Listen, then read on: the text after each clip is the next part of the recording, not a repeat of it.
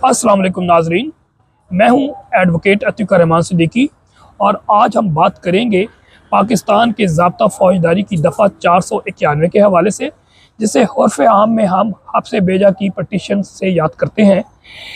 ये एक ऐसी दफ़ा है जो अक्सर आम लोगों को तब याद आती है जब किसी को गैर कानूनी तौर पर हिरासत में रखा जाए, अगवा किया जाए या किसी की आज़ादी को सलब कर लिया जाए।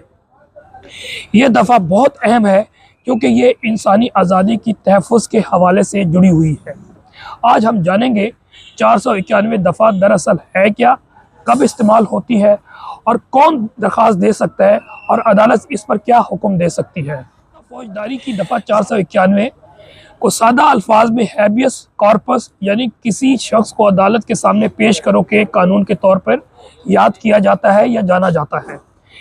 ये दफ़ा अदालत को ये इख्तियार देती है कि अगर किसी को गैर कानूनी तौर पर गिरफ़्तार, कैद या हिरासत में रखा गया है तो अदालत फ़ौरी तौर पर हुक्म दे सकती है कि इस शख्स को अदालत के सामने पेश किया जाए ताकि देखा जाए कि इसकी हिरासत कानूनी है या गैर कानूनी है।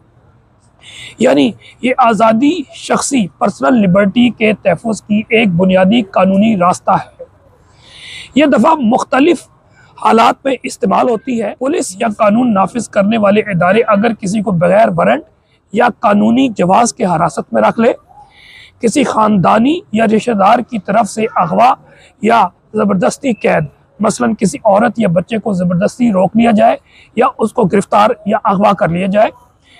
बच्चों की हवालगी के हवाले से, मामलात के हवाले से भी इसको इस्तेमाल किया जाता है कि अगर वालिद या वालदा में से कोई एक बच्चे को गैर कानूनी तौर पर रोक ले तो दूसरा फरीक 491 के तहत कोर्ट ऑफ सेशन में दरख्वास्त दे सकता है या फिर हाई कोर्ट में दरख्वास्त दे सकता है। हुकूमती या खुफिया अदारों के हाथों जबरी गुमशुदगी मिसिंग पर्सन के केसेस भी यही दफ़ा इस्तेमाल होती है। Read with section 199 constitution of Pakistan.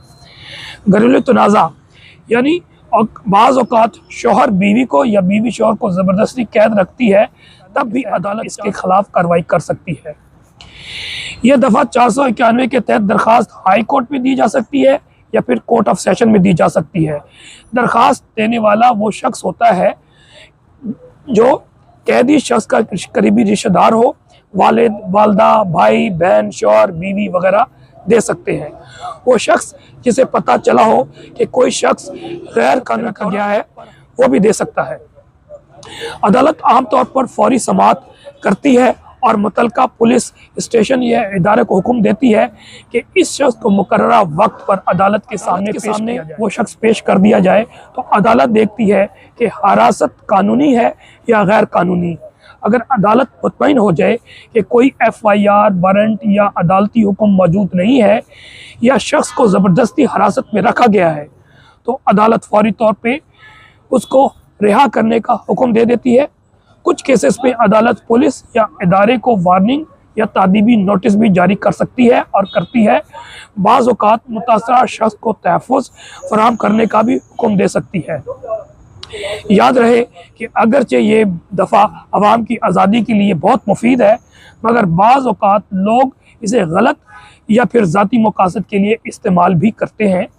मसलन बच्चों के हवालगी के मामलात में गैर कानूनी कैद का इल्ज़ाम लगाकर दूसरा फरीक दबाव डालने की कोशिश भी करता है।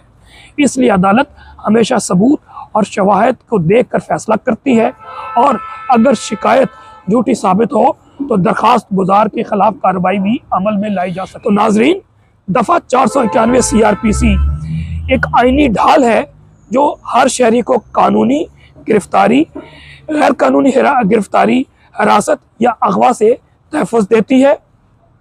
अगर किसी जानने वाले के साथ ऐसा मामला पेश आए तो फ़ौरन हाई कोर्ट या कोर्ट ऑफ सेशन में 491 के तहत रिट दरख्वास्त की जा सकती है।